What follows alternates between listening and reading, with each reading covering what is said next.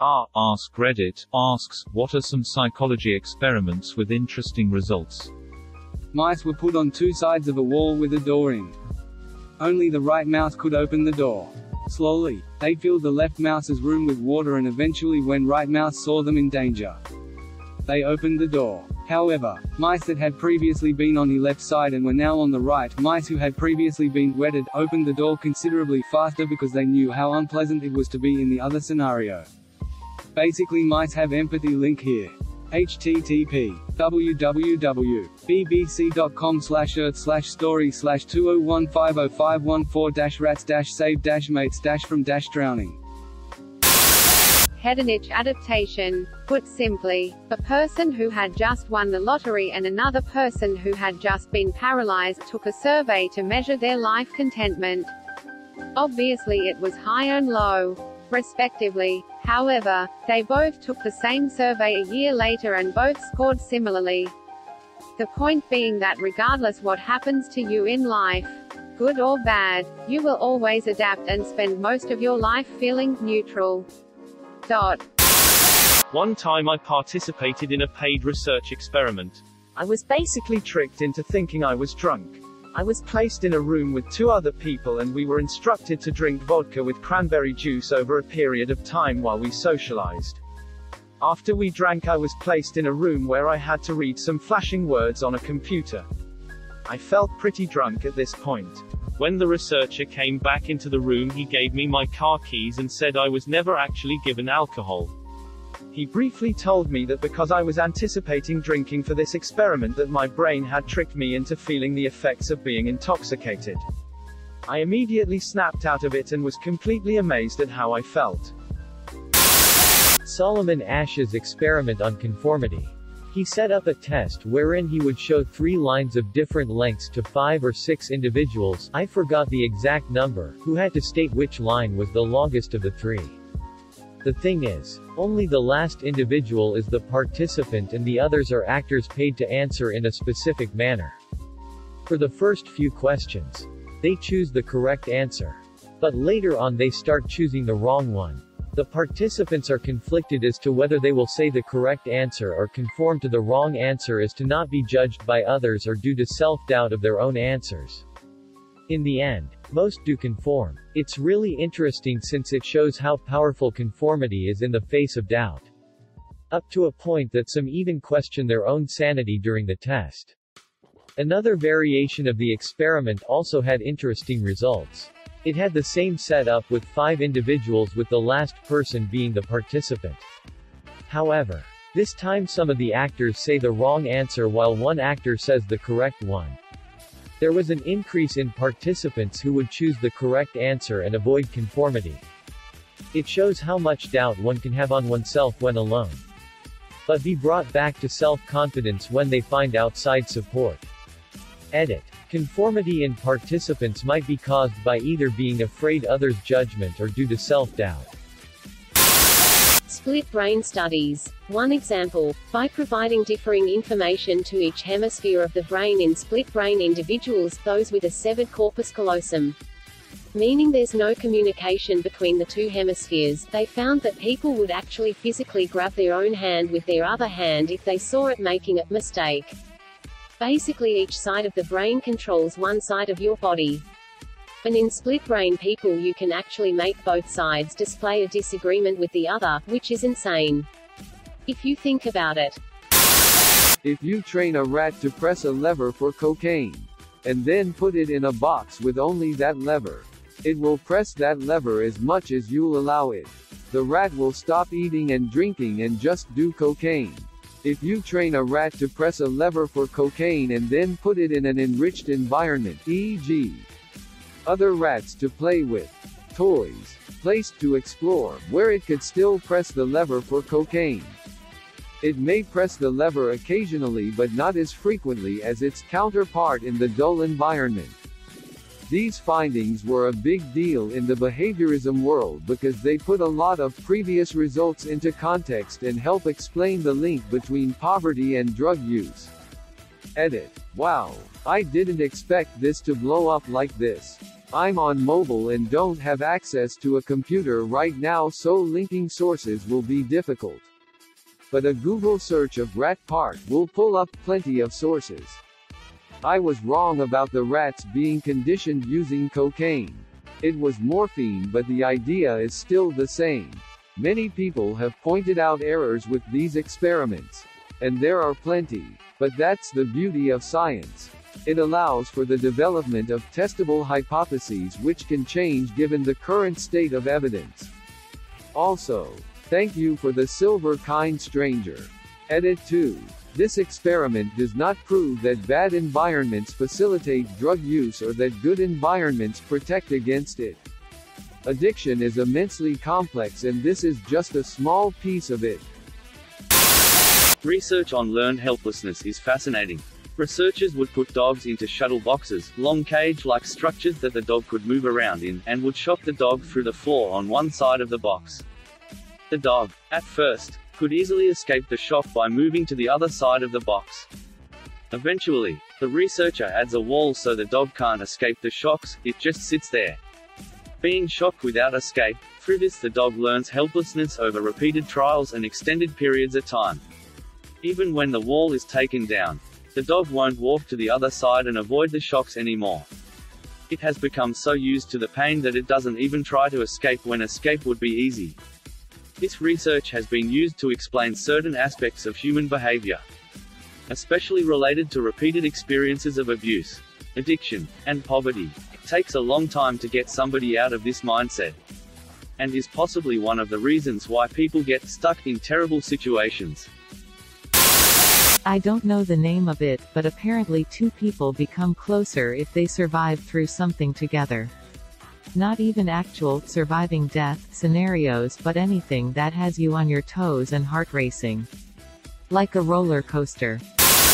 The car crash experiment. It demonstrated that the way investigators word a question has an immediate effect on the subject's memory of an event. It was part of a suite of studies by Elizabeth Loftus, with various other co-researchers, that began to call into question the veracity of eyewitness accounts. https www.simplypsychology.org/loftus-palmer. html https www.simplypsychology.org/loftus-palmer. html. I took a class on human memory, and let me tell you, we don't remember anything very well. The influence of the color red in sports. http Community. Doer. AC. UK. Red. Advantage. Index. HTML. WordPress. Research. Judges were shown a video of a Taekwondo match and awarded more points to the red competitor versus the blue competitor. When the colors were digitally reversed, judges awarded more points to the other. Now red competitor. Edit. Since there's a lot more interest than I expected, here's some more info. Red may be a signal of dominance, as reddened skin is associated with higher testosterone, or possibly higher fertility in women. Wearing red may induce intrinsic psychological effects which increase dominance in addition to altering the perception of others. Researchers found that putting red leg bands on birds increased dominant behavior, as they took the lion's share of the food. For my psychology degree dissertation, I presented photos of men to be rated on a scale of friendly 0 to threatening 10. Men received a higher threat score if I photoshopped their t-shirt to be red. Closing parenthesis dot. Edit 2. Thank you for the gold award. Closing parenthesis dot. Aaron and Dutton, 1974, misattribution of arousal. Men who had just walked across bridge, either steady or unsteady, were approached by a female psychology student, posing to do a project on the effects of exposure to scenic attractions on creative expression. The men had to complete a questionnaire and write a short dramatic story about a picture she provided, and she gave them her phone number if they had more questions. Men who walked across the shaky bridge were more likely to call her up because they misattributed the arousal from the bridge to the woman. TLDR. Watch a horror movie on the first date. Edit. Grammar. Sorry about the confusion. What if I see a comedy on the first date but hire someone to mug us outside the theater? If you stare into a dimly lit, i.e. candle-lit, mirror for 10+ minutes you start to see hallucinations. What individuals see tends to vary. But they've used this as a test to simulate schizophrenia before because some see monsters, deformities, general weird shit. I did a variation of it for a mate at uni and completely wimped out of it. After my face started not looking like my face anymore, I had a complete dissociation. I stopped looking and just waited out the time. Edit. I can't find the exact study as I don't have journal access anymore, but here's https. www.psychology.today.com/us/chaos/201408/the-mirror-no-literal-monsters. A decent summary of it in layman's terms. Edit 2. This is a weird visual trick that your brain can play on you. But the effects can seem super real, so maybe don't do this if you are susceptible to hallucinations, or a wimp with this kinda shit like me. Did 3. Thanks for the gold. And yes, it is basically a scientific Bloody Mary. I've done this to younger siblings and relatives that won't shut up about wanting to drink shots. We just rub a bit of alcohol round the rim of the shot glass and fill it with water. 3 deep and they'll start snoozing on the sofa within the hour. The chocolate martinis I make for my auntie who gets too tipsy too easily are basically chocolate milk with a splash of chocolate liquor. The kids could probably drink them and be fine to drive home. Parenting advice. Empathy is consciousness simulating consciousness. When you are talking to someone through a medium, internet, real life, you are estimating their conscious state by recursively defining your own conscious state in their terms in order to predict their future behavior. That's why mentally ill people are treated so poorly. It's hard to predict their behavior, thus dehumanizing them. This is really interesting. I never thought about this. I guess you have completely new highs and lows under different circumstances. There have been some experiments conducted. But the negativity effect, negativity bias is really sad to me. https n wikipedia.org/wiki/negativity_bias https n wikipedia.org/wiki/negativity_bias. It basically says that negative things have a greater emotional and psychological toll on our health than positive, neutral things. So you got an A on a test. That's great. But you totally fail a test. And the world crumbles and it's a total disaster. 100 things can go right and work perfectly throughout the day. But it goes totally undetected in our minds. Then someone cuts us off in traffic and we fume and rage. I learned about this theory almost 3 years ago and think about it all the time. Reminds me to appreciate and notice the many little things in my day that do go right. Wegener and his white bears. Essentially, people who were instructed to not think about a white bear found themselves thinking about it more than those actively trying to think about one. en.m.wikipedia.org/wiki/ironic_process_theory. This makes me happy. I wish more posts on this were about things like this. I want to know more. !